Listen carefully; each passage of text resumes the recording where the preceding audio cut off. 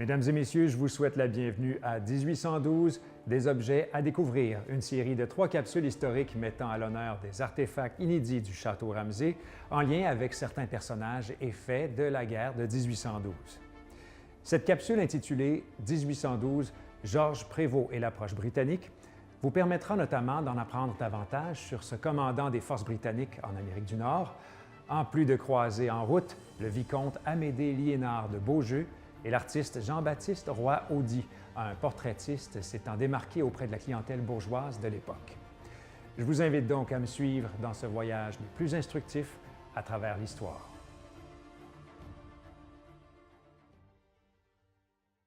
Pour les Britanniques, le début du 19e siècle était synonyme des guerres napoléoniennes.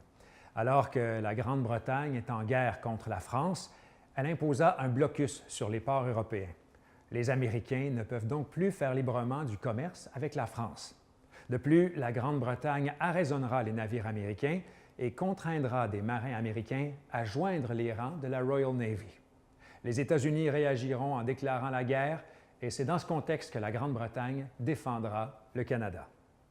Mais l'un des plus importants dirigeants qui ait aidé le Canada à se défendre contre les Américains est sans nul doute Georges Prévost, qui était gouverneur du Canada lors de la guerre de 1812.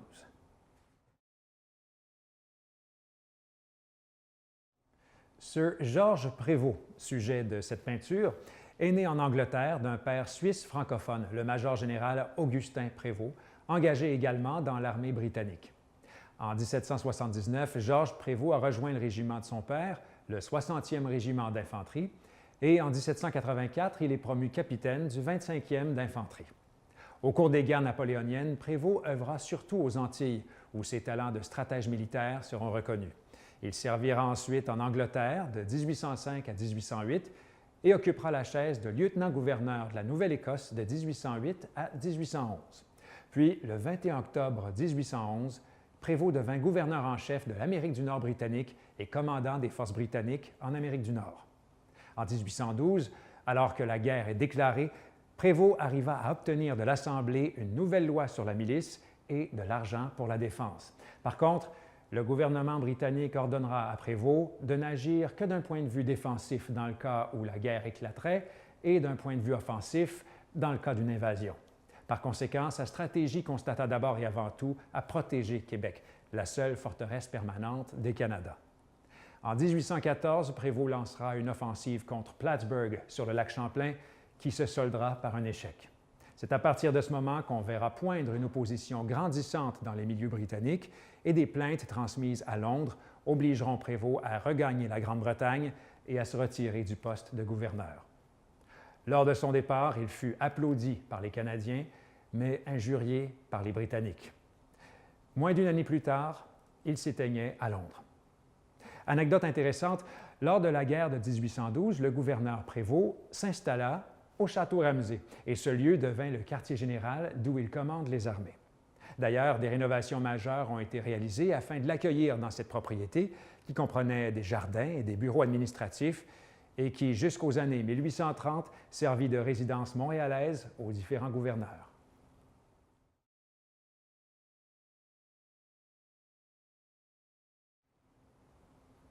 Cette peinture à l'huile du gouverneur Georges Prévost a été réalisée par Jean-Baptiste Roy-Audy en 1824. Menuisier et peintre, Audy est né à Québec en 1778. Au cours de sa vie professionnelle, il offrit d'abord ses services à titre de menuisier, puis progressivement entreprendra une belle carrière artistique qui lui permit de se classer parmi les 3 portraitistes bas canadiens les plus prisés par la bourgeoisie de l'époque. Dans une annonce parue le 8 juin 1831 dans Le Canadien, il énumérait les services qu'il pouvait offrir. Peinture d'histoire, de portraits, d'armoiries, sur voiture, transparent, sur voie ou batiste, toile vernissée à patente et cire pour le militaire, toile peinte sur sideboard ou table à jeu, suivant le goût des personnes, enseigne de fantaisie et en toutes sortes de caractères enjolivés ou unis et peinte à la manière la plus élégante et du dernier goût à l'or ou à l'huile. La guerre de 1812 trouve en partie ses origines dans les tensions commerciales qui existent entre les jeunes États-Unis et le Royaume-Uni. Mais ce conflit se déroula dans le cadre particulier des guerres napoléoniennes qui opposèrent la France au Royaume-Uni et à la majorité des autres pays européens entre 1803 et 1815. Sur cette miniature d'encre et d'aquarelle d'un auteur inconnu, on peut justement admirer le profil du vicomte Amédée Liénard de Beaujeu, qui participa à la campagne de Russie dans les armées napoléoniennes. Malheureusement, en 1812, il trouva la mort en traversant le fameux passage de la Bérézina dans l'actuelle Biélorussie, bordé à l'ouest par la Pologne, au nord par la Lettonie et la Lituanie, à l'est par la Russie et au sud par l'Ukraine. Son père, François-Charles de Beaujeu, né à Québec, quitta sa terre natale pour la France afin d'y recevoir une éducation militaire et ne revint jamais au Québec, mais il correspondra avec les membres de sa famille restés au pays. Ces lettres, conservées au Centre d'histoire La Presqu'île, représentent d'ailleurs un riche témoignage sur certains personnages historiques et leur époque, comme les Lemoine de Longueuil, une branche de la famille des Beaujeu par alliance. Si les de Beaujeu sont rattachés aux Lemoine de Longueuil, famille d'appartenance noble et des plus prestigieuses de l'histoire militaire de la Nouvelle-France, c'est qu'en 1753, le père de François-Charles, Louis Liénard de Beaujeu, épousa Marie-Geneviève Lemoine de Longueuil, fille de Paul-Joseph Lemoine de Longueuil. Voici d'ailleurs un porte-carte ayant appartenu à Agnès-Joseph Lemoine de Longueuil, baronne de Germain. Née en 1739 à Montréal, elle est la nièce de Paul-Joseph Lemoine de Longueuil. Elle épousera en 1755 un capitaine du régiment d'infanterie de la Reine et gouverneur de Port-Louis, en France, François-Joseph de Germain. Au cours des guerres napoléoniennes, étant donné qu'une grande partie des marins de la marine marchande des États-Unis, estimés à plus de 11 000 en 1805, étaient d'anciens combattants de la marine royale ou des déserteurs, les navires de la Royal Navy décidèrent alors d'intercepter et de fouiller les navires marchands des États-Unis à la recherche de déserteurs. Ceci rendit le gouvernement américain furieux, surtout après l'affaire Chesapeake Leopard, capture et inspection de l'USS Chesapeake américain par le HMS Leopard britannique.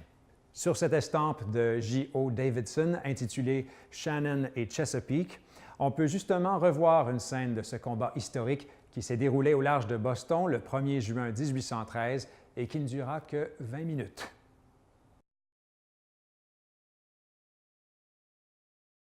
Avant 1940, certains historiens estimaient que l'expansionnisme américain et la volonté de prendre possession de terres canadiennes constituaient l'une des causes de la guerre de 1812.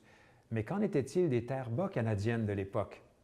Cette carte géographique de 1795, dessinée à l'encre sur papier par Jean-Baptiste Duberger, présente notamment les districts de Montréal, Trois-Rivières et Québec. On peut aussi y lire l'inscription « By order of His Excellency Guy Lord Dorchester, Captain General and Governor-in-Chief of the Provinces of Upper and Lower Canada ». Cette inscription fait référence à Guy Carleton, premier baron Dorchester, militaire et administrateur colonial britannique. Ce personnage historique est connu notamment pour avoir commandé un bataillon des Royal Americans lors de la fameuse bataille des Plaines d'Abraham. M. Duberger, l'auteur de la carte, était un dessinateur, arpenteur, cartographe, né à Détroit d'un père d'origine française. Enfant doué, il franchit le sol québécois en 1785 afin d'y terminer son cours classique au Petit Séminaire de Québec. J'ai justement une petite histoire cocasse à vous raconter concernant M. Duberger. En 1804, M. Duberger acheva un plan de la Ville de Québec. Il eut ensuite le mandat de construire une maquette qui correspondait à son plan. Eh bien, des murs ont dû être abattus pour la loger et elle fut même déménagée à la salle de bal du Château Saint-Louis où Duberger la termina en 1808. Résultat, la maquette mesurait autour de 27 pieds par 20 pieds. Pas facile à ranger dans une boîte à gants.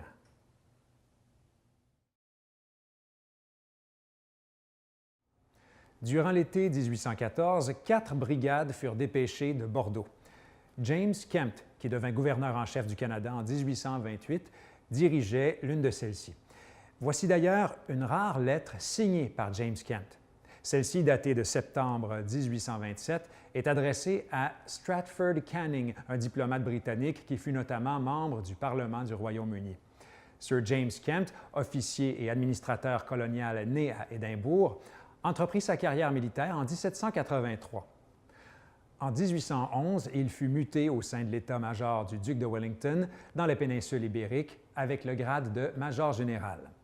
Grièvement blessé à la bataille de Badajoz, il se distingua ensuite pendant ses campagnes de 1813 et de 1814 en Espagne et en France. Puis il commanda la 8e brigade à la bataille de Waterloo. Veuillez noter que c'est lors de la bataille de Badajoz que le plus jeune frère de Charles-Michel de Salaberry, Édouard, âgé de 19 ans, perdit la vie. Malgré quelques problèmes de parcours, l'utilisation de la milice du Bas-Canada s'est soldée par un succès retentissant. La province a su repousser l'envahisseur et certains bataillons ont contribué à défendre le territoire, comme le 1er bataillon de milice de Montréal, auquel appartenait James Miller. Cet habit-veste militaire de laine, coton et métal a justement été porté par l'Écossais James Miller, qui devint enseigne en 1820 et membre du 1er bataillon de milice de Montréal en 1821. Personnalité du milieu montréalais des affaires, son entreprise, classée parmi les plus importantes sociétés de Montréal, importait et vendait des tissus fins et articles de luxe. Il a également contribué à la fondation de la Banque de Montréal.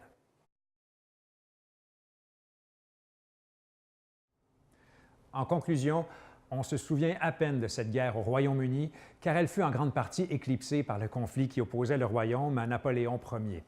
Mais les objectifs britanniques d'enrôler de force des marins et de bloquer les échanges avec la France furent atteints.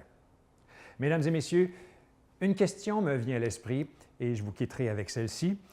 Selon vous, Georges Prévost a-t-il été jugé trop durement?